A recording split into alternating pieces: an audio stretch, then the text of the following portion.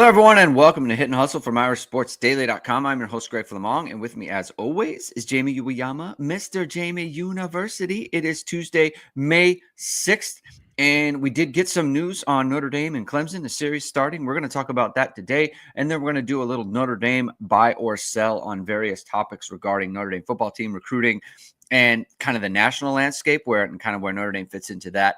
It's going to be a fun show today, so thank you, everyone, for tuning in. If you like what you hear, please hit the like, please hit subscribe, please hit the notification bell so whenever it is we are going live.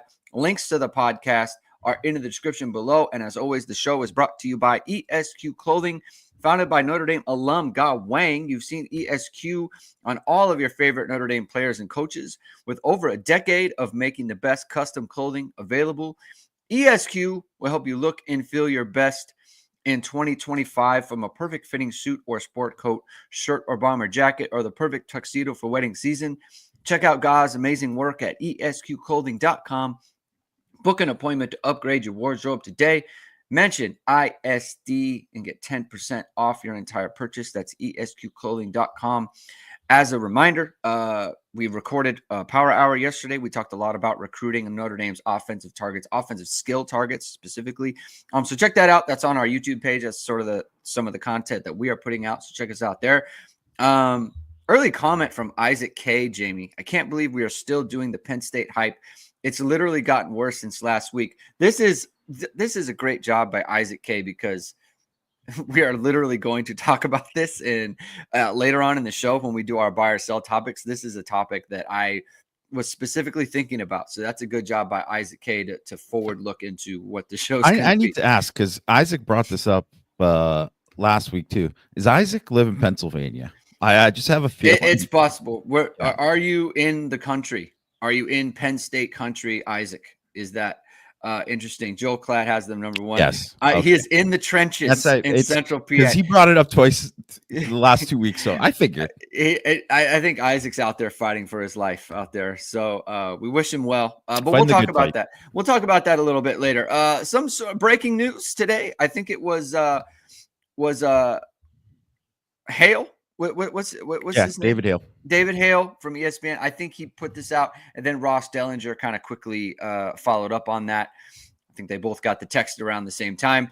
Notre Dame and Clemson are announcing a 12-game series starting in 2025 that'll go on to 2038, where they are going to play each other every single year.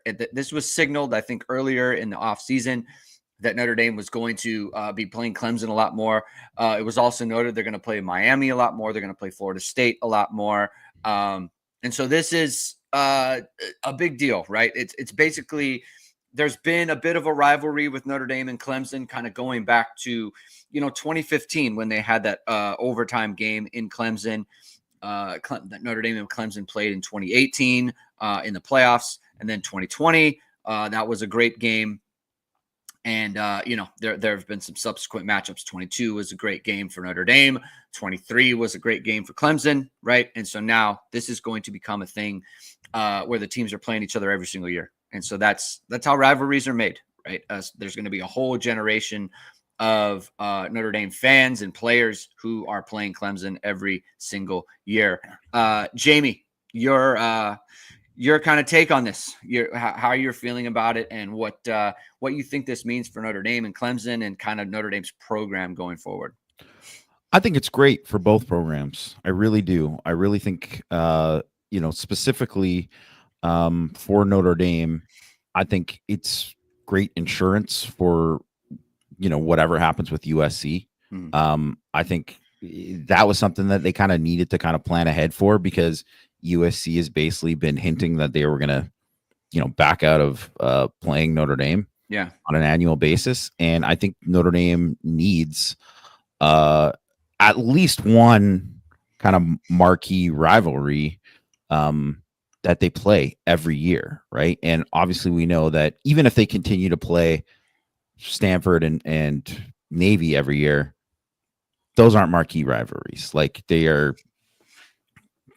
just agreed upon. Like they're not teams that people get hyped for. Like they're not national. not matchups. They're national that people know, but they're not what get people excited. No one's excited for Well, Notre Dame Navy just nationally. It was like in the heart of their like Jim Harbaugh, David Shaw era, and Yeah. they had that the whole time, then it'd be different. But it's that they're clearly not, and and it might take a long time for them to get back. So I think because of the whole USC thing, which I mean we'll get into later, but like that is something that I think kind of needed to happen.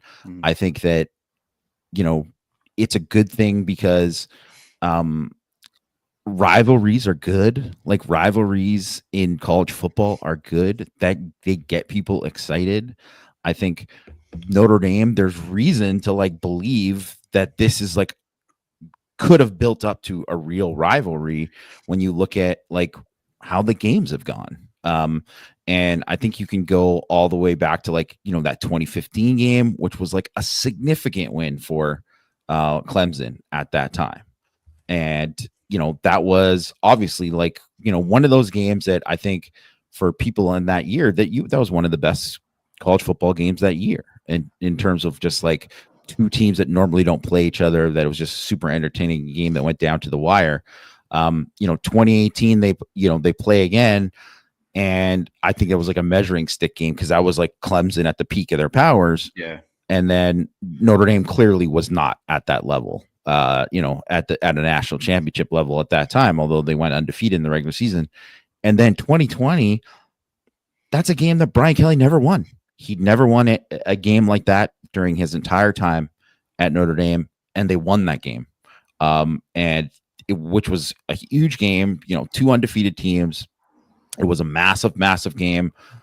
I would rank it as Brian Kelly's best win, which unfortunately, because that was no real crowd there, so it will go down as not, people didn't get to really celebrate it the way that they would have, but it was his best win. And then obviously they come back later on and Clemson beats them in the ACC championship game. Yeah. Then the first big win of the Marcus Freeman era is beating an undefeated Clemson team. And that, I think, in a lot of ways too, although it didn't like follow up right after, that was a game where Clemson was, still thought they were kind of like high up on a mountaintop. And, Marcus Freeman really kind of needed to establish a program. And one of the things that he wanted to establish was like, hey, we're a violent physical program. Yeah. And Notre Dame beat the crap out of them in all phases. And it was a whooping. And that was, I think, a statement. And it was kind of what Notre Dame wanted to be. And then even if you look at the next year where Clemson won that game, and obviously that wasn't a good game for Notre Dame, but Clemson was 4-4 at that time. If they would have lost that game, they might not have made a bowl game. Like people were already, the knives were already out for Dabo. They won that game, and then they won the next 4. They went 5 straight, and then they've kind of carried it on from there.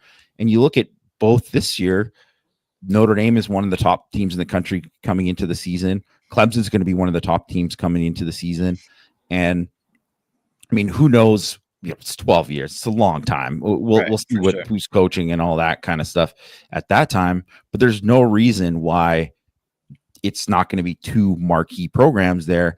And Notre Dame should seek out these kind of games. They should seek out these kind of games. It's good for strength of schedule for college football playoff purposes, but it's just one of these things that like, this is kind of the game that these kind of games are what Notre Dame was built on, winning these games, right? So in order to win them, you got to play them, right? So I think that's why I think it's exciting. And I also think it's like absolutely necessary for the ACC because they desperately need their teams to be in these kind of games against teams. And you don't know what's going to happen with the Big Ten and the SEC and whether or not they're going to ice out everybody else who's not involved, right? So I think it's a really, really good thing from both sides. I think the 22 Notre Dame-Clemson game was like a Marcus Freeman kind of like he can do this, because there were so many questions. The thing with Brian Kelly, like it happened so fast, and Marcus Freeman was hired so fast, and I don't know that people really had an opportunity to process everything. They start 22, 0-2. You know, like it was a close game against Ohio State. Like there was no shame in the way that game went. Obviously, you lose to Marshall, and that was like very red flaggy. And then, you know, they had some good wins after that, and you lose to Stanford, and it's like, man, like Notre Dame might have a lemon here. Like they might have made a mistake. And Marcus Freeman, the way they played against Clemson that night was affirming for, I think, everybody, you know. And I think that kind of he was able to build off of that, and kind of it led to what this season was. I think like he got kind of that, I don't want to say the reputation, but I think for me it was like, hey, this guy's a big game coach. Like that was big time, you know, the way that they performed. And so I think Clemson has been, if you just think about it, they have been a key part of so many of Notre Dame's best moments in the last, let's just say, decade, you know. And so because of that, it was a lot like Miami, right? Like, you know, Miami in the, you know, going on to 85, where, you know, they were part of Notre Dame's sort of worst moments, just like Clemson has been, you know. And then you turn over the coaching staff and the Notre Dame game, and obviously 88 was huge for Notre Dame to beat Miami. You lose in 89 the next year at Miami, and that's a big thing. And then in 90, Notre Dame goes and beats, or Miami comes to Notre Dame, and Notre Dame beats them again. And I just think the big games that everyone thinks about from that era, you know, some are Michigan, but most are Miami, you know. And so I think that's what Clemson has a chance to be for Notre Dame. And so they also, part of this too is it really coincides with Notre Dame moving so much of their operation to the South. You know, their recruiting operation. They're in North Carolina so much this year. Obviously, Clemson is in South Carolina. They're so into Georgia right now. Like everything is in that kind of portion of the country.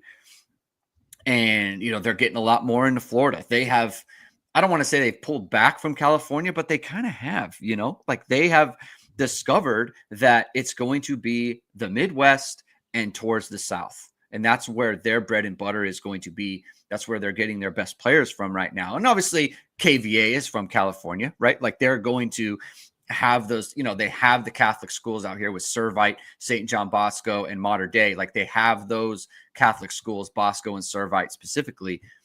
But there's so much going on for them in the South. And I think that's another part of this too, where they kind of see where the wind's blowing in that direction, or on that front with recruiting. And I think this is kind of taking advantage of that as well, is just being a total mainstay, right? You get Texas, you had the Georgia series. Now you have Clemson, you're playing them every year. They're going to play Miami more. They're going to play Florida State more. Like, I think it really sets them up for what they want to be kind of going forward. What's your kind of thought process on the impact that this could have on recruiting? Yeah, I think that's a good point too, because you look at it too, where Clemson and Notre Dame weren't really like going head to head very often for recruits, but they have a lot more like in the last decade.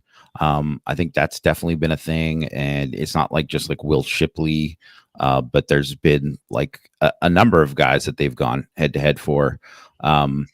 That I think too, if you look at where Notre Dame this year and how they've done in like North Carolina, and those are a lot of those guys are guys that Clemson wants, right? Like, and then I think too, like obviously they're a big like Atlanta too, right? Like all of that. So you're gonna go against them, and I think too, like one of these things when beating Georgia, absolutely to me, like you can say winning the Penn State, getting to the national championship game. If someone wants to argue that was the most significant win so far for Marcus Freeman, I wouldn't argue against it. But I think beating Georgia was more significant because of all the other pieces of it, of being like Georgia's like the bully on the block. They first of all, they won the SEC championship. They beat Texas twice, so you go neither at home. Yes. And you go and beat them when that game is in New Orleans. It's in the South, right? Obviously there was, weird circumstances around the game because of the tragedy that happened too. But still, like that was a game that on paper, people were thinking that, Georgia was going to whoop Notre Dame. and it didn't happen. And that was like a kind of like a statement kind of game. And really, like, we don't know. I don't know how good Clemson, if like, I think this year is like one of these years where I have a feeling like Clemson, how they've kind of been in the last like 5 years is kind of going to be how they are, like, where they're like, hey, they win 10 games and then, you know, they're drop off. Oh, they won the ACC still because the ACC is weak, but they're not really that good. But this year they're kind of like set up to be so good because they have so much coming back. But then after they lose, like, you know, Peter Woods and TJ Parker and Cade Klubnik and those guys go, I think they're going to drop like quite a bit because I don't think they have quite the guys to step in and be there at the same in the same way. So I think they're like never going to quite be on the Georgia level where it's like, man, even on a down year, Georgia's still awesome. But I still think they're going to be they're going to be, as long as Dabo's still there, you can say like, and I make no bones about it. I personally root against Dabo. Like, I don't like him at all. I think he's a total hypocrite with a bunch of the stuff he says. But you can't deny that the guy has just won at such a high level for so many years. And as long as he's there, they're going to be a top 15 program. And so as long as he's there, they're going to be a top 15 program. And anytime you're going to play a top 15 program again and again, that's from the South, and, you know, I wouldn't say Notre Dame's going to win every one of those games. It's probably not going to happen that way. But if Notre Dame, you know, ends this 12-year thing, which I imagine will still continue on after if it goes well. Yeah. But let's just say for the 12 years and Notre Dame goes 8-4 in those things, like, that's a huge win for Notre Dame. Like, that would be very significant. Yeah. Kind of moving on to the buy or sell portion of the show, and then, you know, kind of extending the conversation to what it might mean for USC. I think everyone kind of has questions about that. It's where everyone's mind kind of naturally goes, right? Well, what about USC here? So buy or sell, first one, the USC series will end in 2027. Are you buying or are you selling that at this point? I'm going to sell it just because I think that USC's AD and the pressure from like the outside people from the program, like money people from the program, are going to say that it's just stupid to end that series. You know, I saw that, you know, Beefeater says it's not a rivalry. I mean, it is a rivalry. It's there's been ebbs and flows, all that. It's just like saying that, you know, when Pete Carroll was dominating, it wasn't a rivalry. It was like, it's still a rivalry because it's over the years. And that's the thing. And there have been ebbs and flows. And right now, Notre Dame, let's be honest, like, Notre Dame has won 10 of the last 14 games. Like, so because of that, that's why they're like running with their, you know, tucking their tails and trying to run and get out of it. If it was the opposite way, there's no way they'd be talking about dropping the series. But there's also no way they aren't feeling like incredible right now, just based off the vibes, because, oh, look, we got the number one class in the country. We got this 5-star committed. We got this. So if they were to end it while they have this kind of class and they're recruiting this way in the future, it just would just be such a poor look on them to just do it. Just like, I don't really understand the rationale for it, especially because if it was one thing, if it was always like, hey, they're always playing this neutral site game and it's nowhere near SC and it's whatever, they're both traveling to like whatever, middle of whatever, and not doing it. But Notre Dame's coming to you every second year. You're going to them. And I understand there's the challenges that are going on with, you know, the Big Ten, and all that, the scheduling and all that. Guess what? If you got a squad, it don't matter. It doesn't matter to Notre Dame when they have a squad, right? So I just don't really know. Like, I just believe that someone there will bring sanity and say, like, this is stupid. What are we doing here? And then, Lincoln Riley will just, his complaints about it will be like, okay, just coach better, Lincoln. Like, just be a better coach.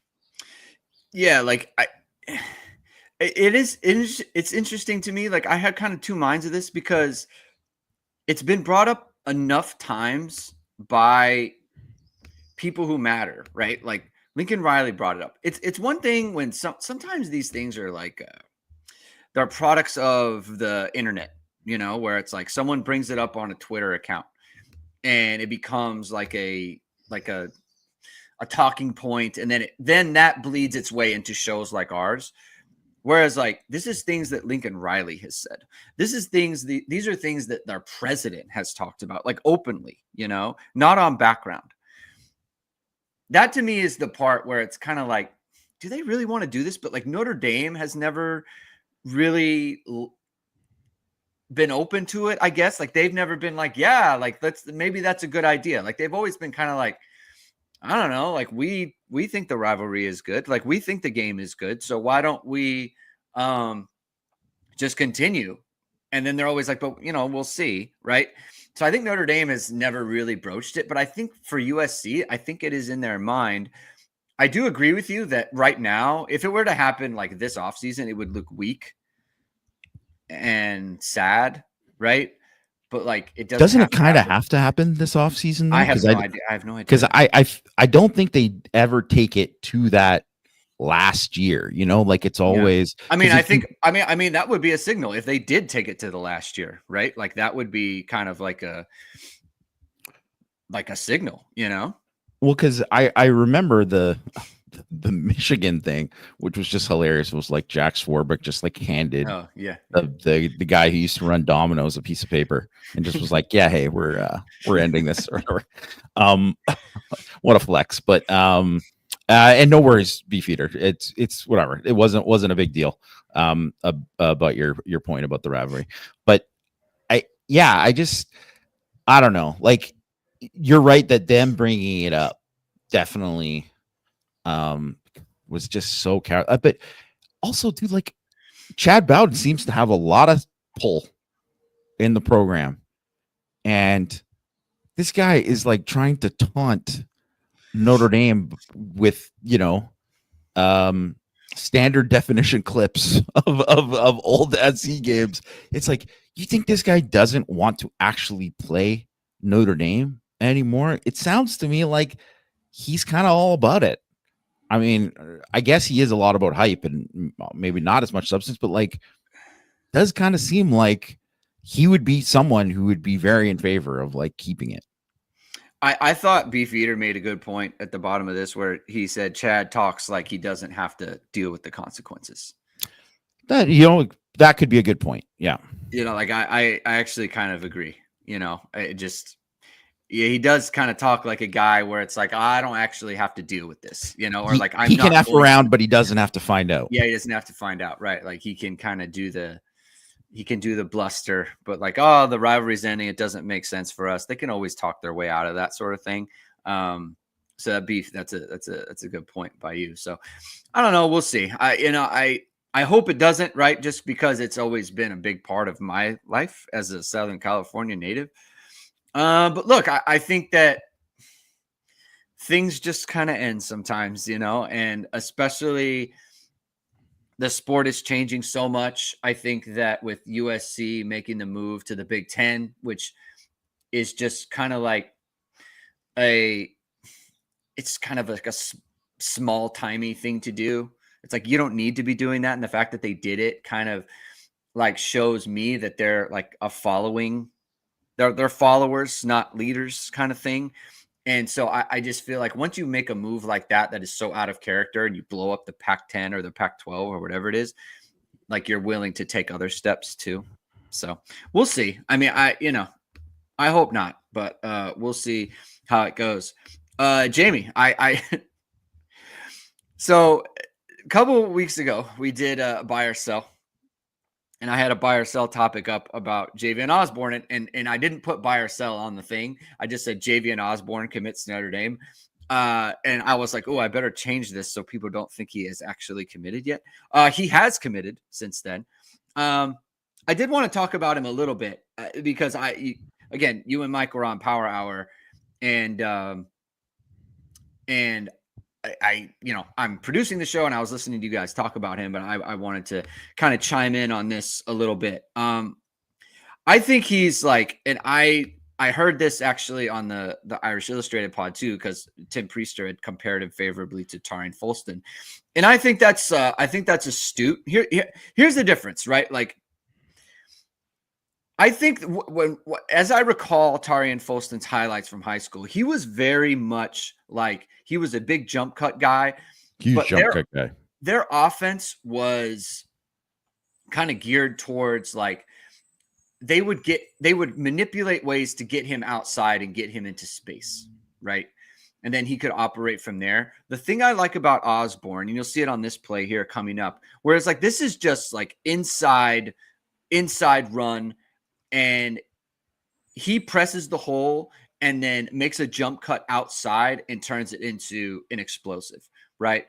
And this is kind of similar to that where he kind of weaves his way. The other part of this is like right here, if he didn't have juice, he is not scoring on this play, right? The fact that he pulls away right there, like for me, puts him on a different level than Folston, and that Folston in that situation is getting run down, you know, and it's like a 50-yard play, but he's getting caught at like the 10 or the 5 or whatever it is. And like that is just not happening with Osborne, right? Like when he is out in the clear and he's running away from people, he stays in the clear running away from people. Like he's not getting hawked down. And so I just think I think that because there are other players like Bonner, right, and Walton, like they are so clearly like track guys. Like Walton runs a 10-7, like verified this last weekend. He's like a shorter, like stoutier guy. So for someone of his size to run that fast is kind of amazing. Bonner is just a smoke show, right?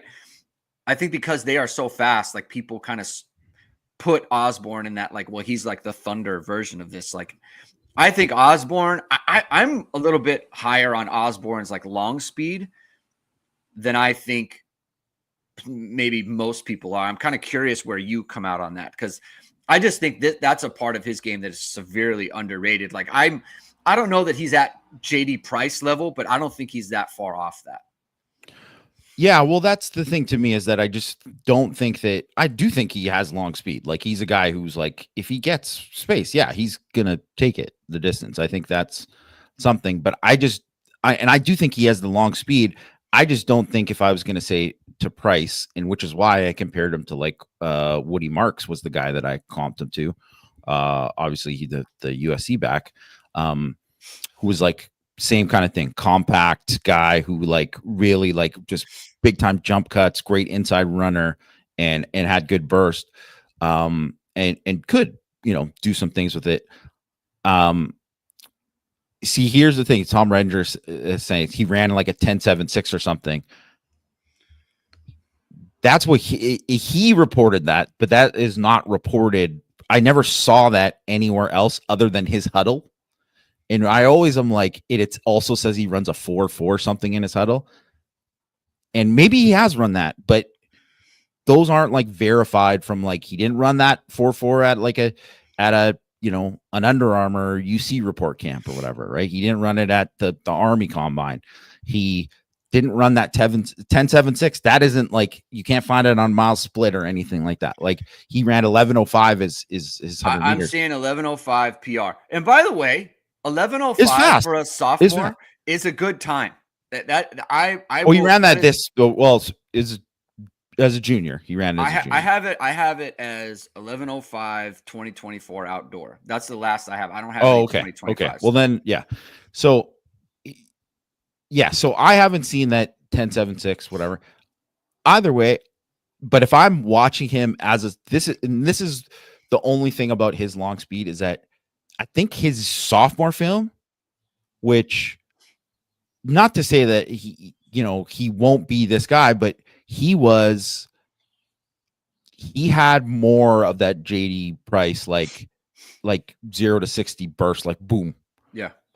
As a sophomore that I saw from him. And his numbers were like significantly better as a sophomore. I mean, we rushed for over 2,000 yards as a sophomore. It wasn't like he had a bad junior season. He had a really good one. It just wasn't as prolific.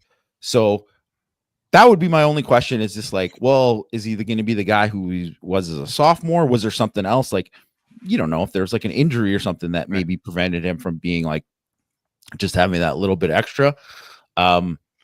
But I think regardless, like, he's a really good back, and it definitely has more juice than Folston. And I think it's totally fair to say he might not be just quite on the JD Price thing, where JD Price, I feel like any carry you get, I'm like, man, this could go be a house call. And I don't know if it's going to be quite like that with Osborne, but that doesn't mean he can't hit home runs. Yeah. I think he might have more juice than Dexter Williams, because Dexter was not a long speed guy, even though he has that long run. Like Dexter had that thing to pull that's what Dexter had. What Price had, he just didn't maybe have the same amount of like long speed, but that was the main thing really with Dexter, was that because I think too, like, he ran like a 4.5 whatever. He ran a 4.58. Yeah, which you would watch him, and if Notre Dame fans might see that and be like, this guy scored a 98-yard touchdown and this and that or whatever. But I think if you really like looked at it closely, you'd say, yeah, that makes sense, because he was a guy that it was the way he just like saw a crease and then just explode through. His acceleration was very quick. And I think that was like the thing with him. But I mean, either way, like, I think Osborne has a chance to be like a stud number one back. And when you land a guy like that, the next guy you land, I mean, obviously if they land like Brian Bonner or Walton, you're like, heck yeah, like you're cooking. That would be amazing. Yeah. But if you just get him and then another guy that you're like, okay, I like this guy, maybe not as much as whatever, it's still, I mean, you still got Osborne in the class. Like, if they end up with like DZ Walker, like, I think he's a good player too. Like, I like he's a good back. Yeah, I like him a lot. Speaking of recruiting, buy or sell, 2025 will be Marcus Freeman's best recruiting class. Yeah, I think it is going to be just kind of based on like where they're at right now. Like, one, I think if you can look at just like straight up where they're at, and not like where the rankings, because like, forget about the rankings right now. Like, it doesn't really matter. They're number 2 right now. I do think they're a legit number 2, but if you look at like their average right now, which is 92.14 of the like their average commit, right? Yeah. Which that is, I believe, 6th right now out of that. And I think that average at 92.14 is going to go up, because based on the guys that they're still after, most of the guys that they're after. So let's just forget about saying that like, oh, they're going to get this top guy and this, whatever. They're going to get enough of those guys, right? So just based on those, getting enough of those guys, that average is going to go up. So that's going to be the highest per average that they've had already. You know, composite wise, they have 12 blue chips already in the class. I think like 19 was the one that they had in 2023. I think, or was it 18 was they had in 2023. It's going to be more. I think it's going to be more than that. I think it's going to be more than that, because I think one of the guys who's like a composite 3-star right now, Sullivan Garvin, and he's going to go up. He's going to be a 4-star. You're very high on him. Super high on him. And I think that, most of the guys that they're going to finish with, it's going to be like 90% like blue chips that they bring in the class. Forget about where the ranking is, but I would imagine that it's going to be somewhere like between like 5 and 10, somewhere there. I think because it all depends on the other, classes and how it goes. But based on like where they're at, where they're like kind of final total. And I know like a lot of the guys who do like, the college football analytics stuff for recruiting stuff, they do off of that total, like that class total, right? Yeah. Where they have like, so right now they're at 236, which is a pretty good number to be at when you have only 14 commits. But like, I think like, no, they've been over 270 every year under Marcus Freeman. I think they average like 272, which is like, that is better than, Brian Kelly was doing. So that's why they kind of have moved up. But I think it's going to be like, they're going to be over like 280 something, with the class. Maybe even there's a chance at like a 290 ish or something like that. So yeah, like I think it's going to be the best class. You got to finish, you got to keep the guys in the class, but they're also set up that they're going to win this year. So there's not going to be a lot of things where, if people choose to go and stay home, hey, fine, whatever. Right.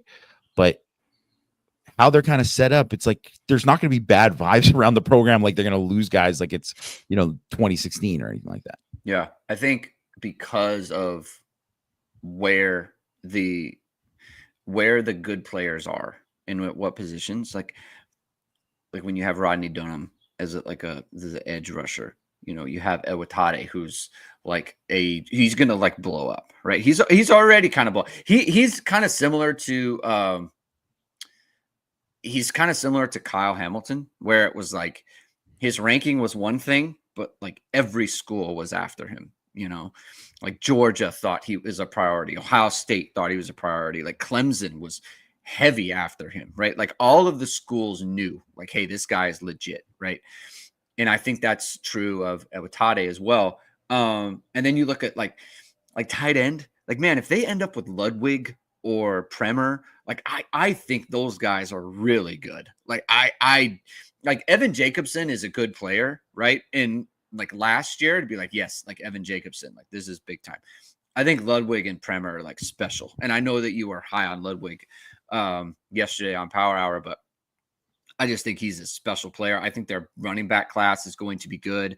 And the thing about their wide receivers is like, we were talking a little bit in chat or on our text thread, and we were talking a little bit with Mike about it yesterday, is like, they don't have that boundary guy. They don't have that size right now. At least that's their targeting, or that feels like is a good option. Like we were talking a little bit about Brian Williams, but like it's kind of murky as to where Notre Dame stands with him. But like if you look at Kadon Finley and Braden Robinson, it's just like they're smaller, yes.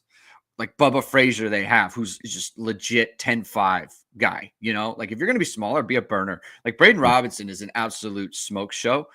And I think Kadon Finley is smaller, but like you guys were talking about him. He's very important to this class to me. Just in terms of the quality of player, like you get a player like him. He's the kind of guy, like I think you were talking about Emeka Egbuka and, Michael Thomas and what the comparison is. And I kind of make making a joke like about, oh, like I'll take that for sure. I think the thing with him is like you watch him play and you just know this is going to be a good football player. And I think that's where the Jaden Greathouse comp comes in, where it's like you watch Jaden Greathouse in high school and you say to yourself, he's going to be good. I know he's not like a burner and I don't know where he's going to be drafted. He's going to be good in college football.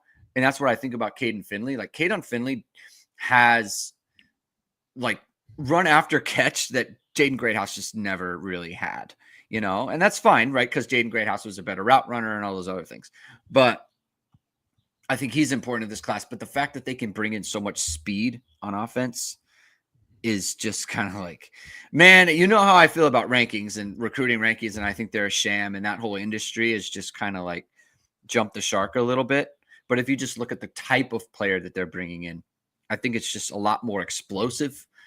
And it's a lot more like, man, this is like when you look at especially the DNs, and obviously they have some stuff to happen on the D line, on the interior with like Tiki Hola's coming in. Alistair, what's his name? Alistair Vallejo, I think is his name. I think he's really good. Like I'd like it if Notre Dame took him, or if he landed at Notre Dame. I know they're pushing for him right now.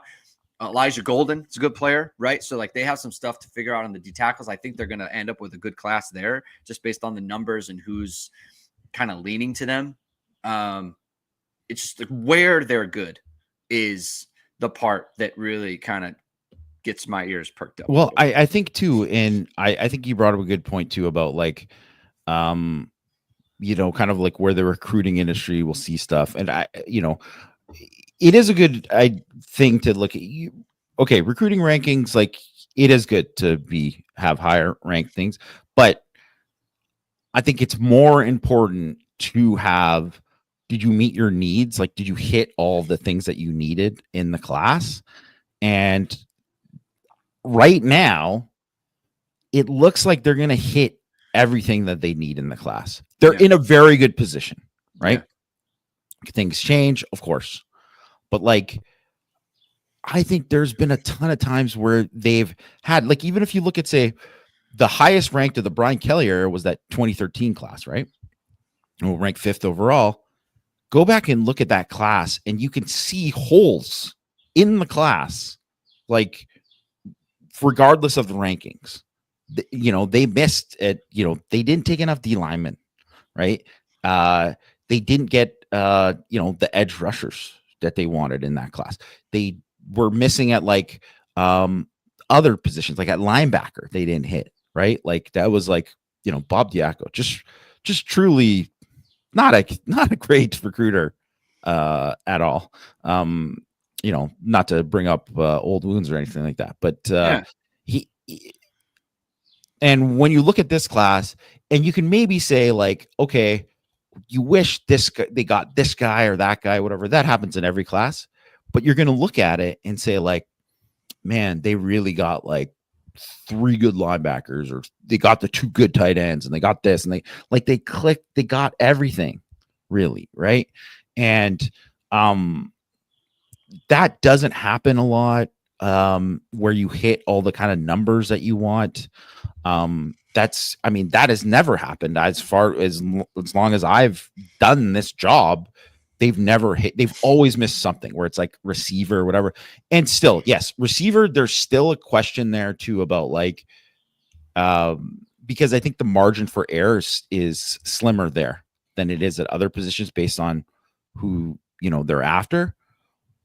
But as long as they hit receiver and like enough of the guys in receiver, they're going to kind of hit at everything, right? So, and the other thing is that I always think of like guys in tiers, and like what can these guys be in terms of like where they're at, and how many of these guys can be like elite guys. Like this guy can be like multi-year starter. This guy can be like all-American type. Like this guy could be first-round draft pick. And I think they're going to have probably, when it all is said and done, they're probably going to end up with probably 8 to 10 guys that I think they're like, man, this guy has, if he develops and does everything that he should, he's going to be a very high pick, and he's going to be an elite level player at Notre Dame. They just normally don't land that number of guys. It's usually like 4 or 5.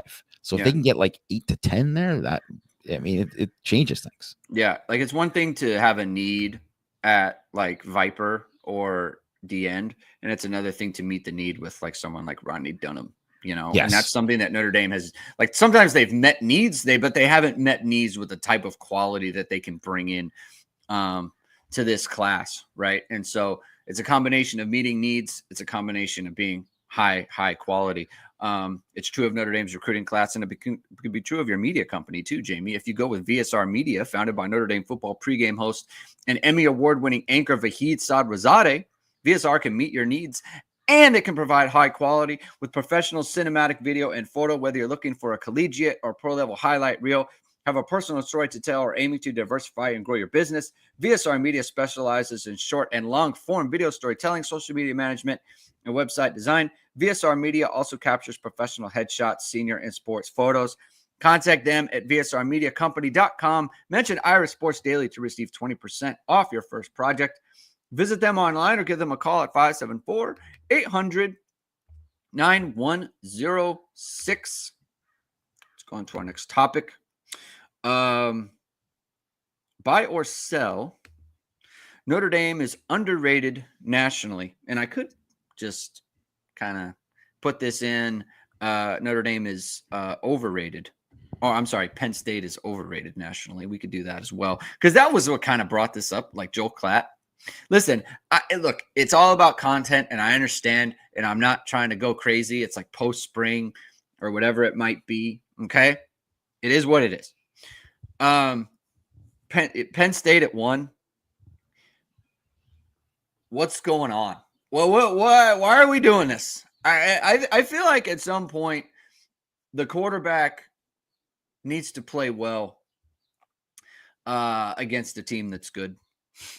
And he just hasn't done it, and I don't know why he gets the benefit of the doubt in the way that like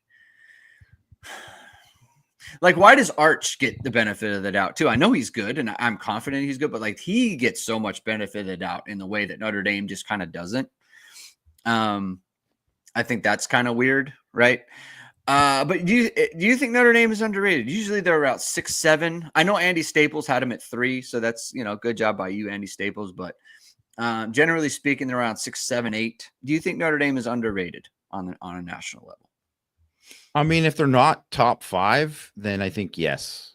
Like if someone doesn't, from a national perspective, doesn't have them in the top 5, then I do think they're underrated, right? Because I've seen I just look at the contenders as they're kind of presented, and I just don't see how I could easily see placing this team or that team ahead of them or whatever, but I can't really see more than 5 ahead of them, to be honest, just heading into the season projected. And I don't even mind too if Penn State is one of those teams, because I think they are bringing back a ton of guys. Obviously, with Joel Klatt having them at number 1, that's 100% because he works for Fox and they are a Big Ten network. That's simple as that.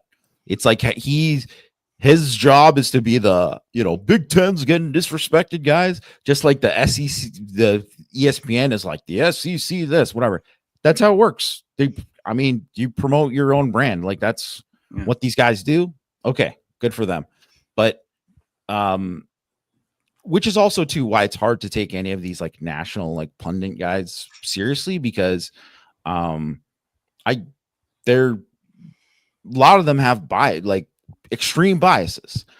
And it's not to say, obviously, we cover Notre Dame. We have, we know them better than anyone else does. Yeah. But because we know them, I mean, I don't think you heard us last year. At least I don't remember saying Notre Dame was a top 5 team at the beginning of the year last year. I don't recall saying that. I didn't think that Notre Dame was going to go 14-2 and that was all going to happen. I thought there was a good chance they could make the playoff, but I wouldn't have said that they were going to, especially with all the injuries. I would no way would I have said that. And they overachieved and really kind of showed that they were better than a lot of people said. And I was just listening to some Sean McDonough stuff yesterday, where he did the thing at the end of the Sugar Bowl where he said Georgia is not the same team that they've been in recent, not as good as the recent teams, but it was the best Notre Dame team that they've seen in a long time, which is totally true. And I think this Notre Dame team has a chance to be better than that team. So just considering that, and considering that they went to the national championship game last year, they finished as the number 2 team in the country. I mean, they're absolutely a national title contender. And I don't know I haven't looked at the futures, what the odds are lately and where they're at in terms of national championship betting or whatever. But I guess they were probably around 5, 6 or something, maybe even 4 or whatever, right? As terms of betting favorites. And to me, that seems about right. Yeah. Just let's go back to Drew Aller for a second. Okay. And you talked about this a ton in the preview to the Notre Dame Penn State game last year about how in big games he's just been a fraud. Awful. Right? Just awful. Against non-ranked opponents, he had 10 games last year, 73% completions, 240 yards a game, 18 touchdowns, 4 picks, 10 yards per attempt. Against 6 ranked opponents. And this includes SMU and Boise State, by the way. Yeah. So it's like, not the Ohio States and Notre Dames of the world. I believe they were the 2 worst defenses them and Arizona State were the 2 worst defenses in the playoffs. The playoff, yes. Yeah. So that includes them. 57% completions, 156 yards per game, 6.3 yards per attempt, 6 touchdowns, 4 picks. And it's only 4 picks because 2 of them were taken off the board against Notre Dame. How bad does he have to play before people ask for evidence first? Like I just, there's a track record. There's a track record, I mean, if he was so great, why is he coming back? He started for 2 straight years.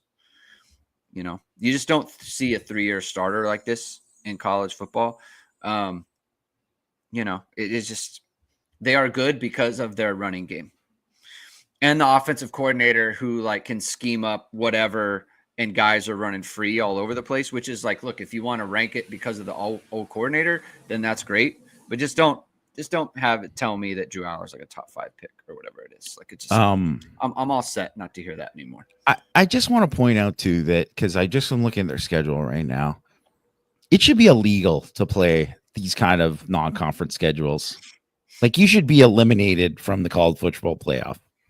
They play Nevada, Florida International, and Villanova are their 3, to open the season. Like, come on. Like, get out of here.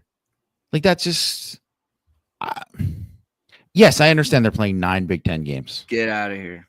But, just get out of here forever. Like, also, too, that's going to get you ready to play Oregon the week after. Good luck. I mean, this year, to be fair, they play Oregon... at Ohio State this year, but not at Oregon. Oregon's visiting them. But Indiana at home, which who knows what's going to be.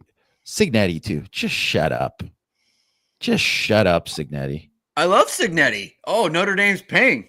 That's great. This is good news. Like, was this supposed to be bad? I don't understand. So stupid. Though, to even bring up Notre Dame in that context, because that's acting like Notre Dame was going out and is bidding for some of these guys that are out there in the portal right now. Like Notre Dame's thing wasn't like, hey, we're going to give raises to the guys on the team to keep them. Like, there's a big difference doing that than what Texas Tech did. It's not in the same conversation, or what Miami is currently doing and did previously too. It's just get out of here. Get out of here. It really sucks because Indiana's a team that people should root for because they have been a terrible college football program for many, many years. Yeah. And seeing a guy who can actually coach come in and really just immediately make them good. And they were a good team last year. They deserve to make it. Yes, they played nobody in the schedule, but they still deserve to make it. And I would still like to be it's still a good thing if Indiana is good, but I do kind of hope he gets stomped by a lot of good teams just shut up, man. Just shut up. Why you got to be like that? Why reason. Why don't you just be a good guy? Here's another one. Don't be a Narduzzi. Don't be a Narduzzi. And here's the thing, right? Here's a hot take Thursday on buy or sell day, or hot take Tuesday on buy or sell day. No one ever talk about tampering ever again. Please stop. Can you grow up? Grow up. All right. It's 2025. obviously this is going to happen. Tampering happens at the coaching level all the time with back channels and all these other things. Let's not pretend that this isn't a thing. No one can police it. You can always get word to somebody. It happens. It's happening everywhere. Grow up. All right? Grow up with it. It doesn't matter. Take care of your situation. Okay? Everyone has the situation they got to take care of. Take care of your team. And if you don't, you'll lose players, and everyone loses players. I'm not ever going to complain about tampering. All right? We need to grow up and be adults. It's a thing that happens. Did I miss where it did seem like Fernando Mendoza? I mean, I've seen this guy in like first round mock drafts in some of the stuff. He's getting a lot of hype. Yeah. Don't tell me they didn't throw a bag at him. Yeah. Because other teams would have thrown bags at him, and he didn't choose Indiana like just based off of like it the going vibes. good. They gave him money too. So like, get out of here. Yeah. Last buy or sell. I think people enjoy this. The buy or sell, the SEC struggles again in the postseason. So last year, they had Georgia, the conference champion. They went out against Notre Dame. Texas went out against Ohio State, and then Tennessee went out against Ohio State as well. Bama was a disgrace in the bowl game. I think that Ole Miss. I can't remember what Ole Miss did. Didn't make it. Right? No. But I mean, in their bowl game, I'm trying to remember. Yeah. I don't remember what happened. I think they won. The point is, I think that the SEC kind of underachieved last year, and I think that could happen again. I do. I'm buying this. I don't know. I kind of feel like Georgia. We're monitoring whether Georgia can kind of stay at the perch. You know, I believe in Kirby Smart, but sometimes like you have your run. It's kind of like with USC a little bit.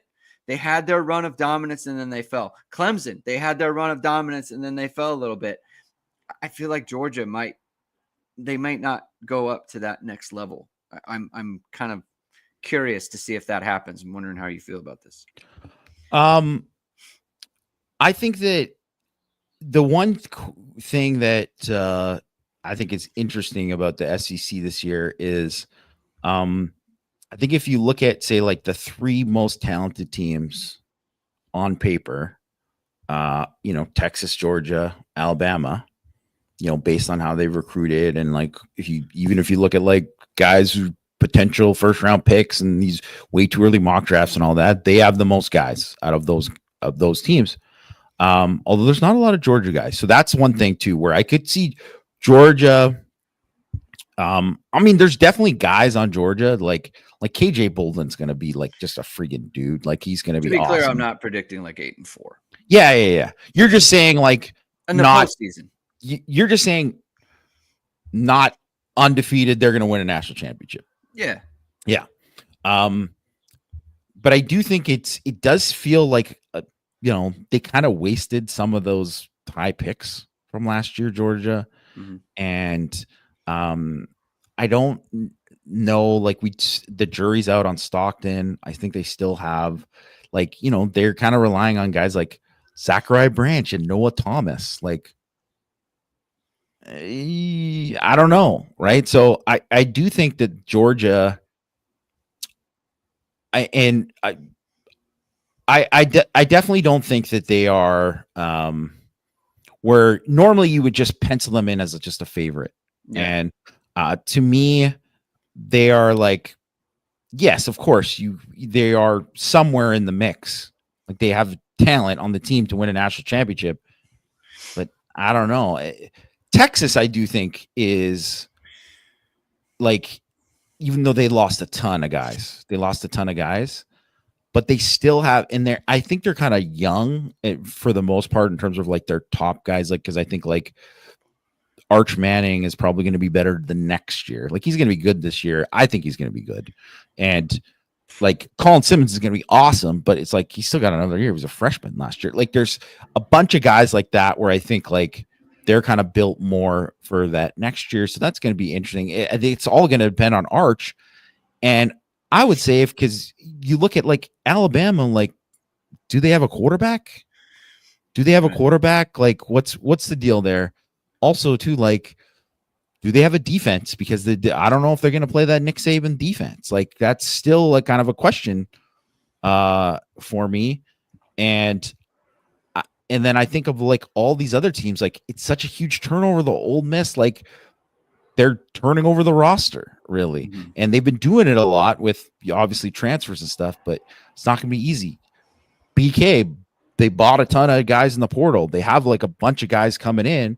Not to say that these guys aren't going to help them, but if I was just going to say like Nussmeier might be the best quarterback in the country this year. That's possible, but the receivers that they got, Nick Anderson, Barry and Brown, those are good receivers. I'm sure anyone would have taken them, but they're not as good as Malik Neighbors and, Brian Thomas Jr. Who they had 9-3 with, or 10. Their left tackle's not going to be good as Will Campbell. Yeah. Like their tight end's not going to be good as Mason Taylor. Like it's like, so, and then I still don't know. I mean, who knows how good the defense is going to be, kind of thing, right? Like, so I don't know. Like, and South Carolina, if you think about like, if you're going to say one guy who is getting a ton of hype this offseason, and man, he was just to me going to be one of the most fun players watched here, Lenore Sellers at South Carolina, because he's big and he's a great athlete and he's got a cannon for an arm and all that, and that's going to be fun to watch him. But they still have they have good young talent on the team, but they just had 5 players on defense taken in the first 4 rounds. Like they had 3 guys taken in the second round. That's a lot of guys to like lose on defense for a South Carolina. Maybe at a Georgia, you just like plug them in or whatever. But I don't know if they got the guys that are just right there to still be at that level. So it's like the defense probably going to take a step back. And I don't know. I think it's like, DJ Lagway could be just phenomenal, but who knows how good Florida is going to be. So to me, there's so many questions. I think it's very wide open in the SEC this year. So, and it's not to say that they won't be still, they'll probably, they'll have the most draft picks again, like they always do and all that. It just doesn't feel like a year where you're going into it where you're like, man, it's going to be Georgia's just really set up to be there. And Texas, it does feel like the transition year a little bit. Obviously A&M, there's a ton of questions about them. And like, there's just who out of all these teams that in the SEC do you feel good about that? You're like, man, that's a team I think is going to end up in like the top 4 teams in the country at the end of the year. And I don't know, maybe because there's a lot of teams, like, because the Big Ten has kind of seemed like a little bit more wide open too. There's a lot of transition going on this year in general. Maybe it's just more wide open for everyone, but it doesn't seem like the SEC is like the regular SEC where you're just like, man, there's these 3 teams here that are just like head and shoulders above. Like that's 3 of the top 5 teams in the country. I don't know. I'm not sure. Yeah.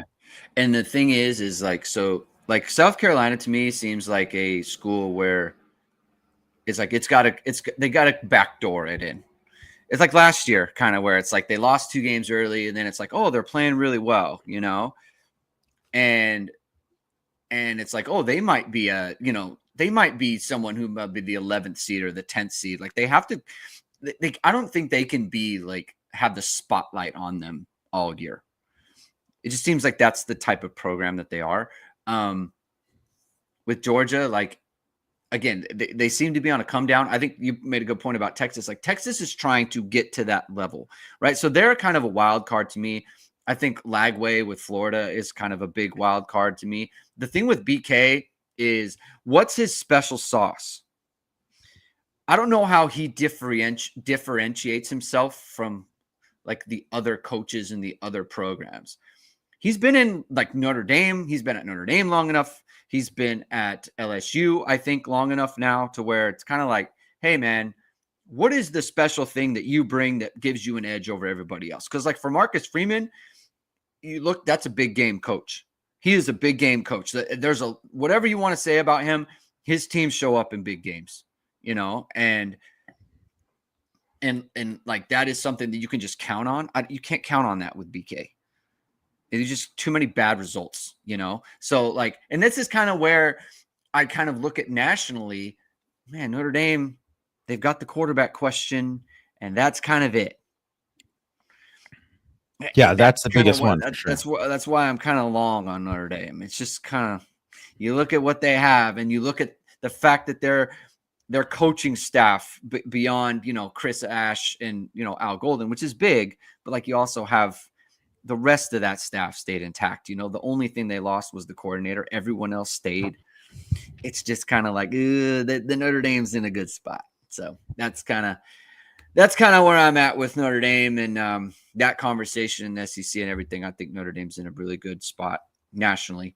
And so does, the Godfather, Mike Frank. And so that's why he's so excited. So, all right, I think we can end it there. Thank you, everyone, for tuning in today. If you like what you heard, please hit the like button. Please hit subscribe. Please hit the notification bell. So whatever it is, we are going live.